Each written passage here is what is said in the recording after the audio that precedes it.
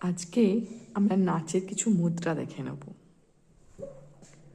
পতাকা, ত্রি পতাকা, অর্ধ পতাকা, কর্তরিমুখ, ময়ূর, অর্ধচন্দ্র, অড়াল, শুকতুণ্ড, মুষ্টি, শিখর, কপিত্থ, কটকামুখ, সূচি, চন্দ্রকলা, অলপদ্ম, সর্পশিষ্য, মৃগশিষ্য, সিংহমুখ, পদ্মকোষ, চতুর, ভ্রমর, হংসাস্য, হংসপক্ষ, সং দং সো, মুকুল, তাম্রচূড়, ত্রিশূল।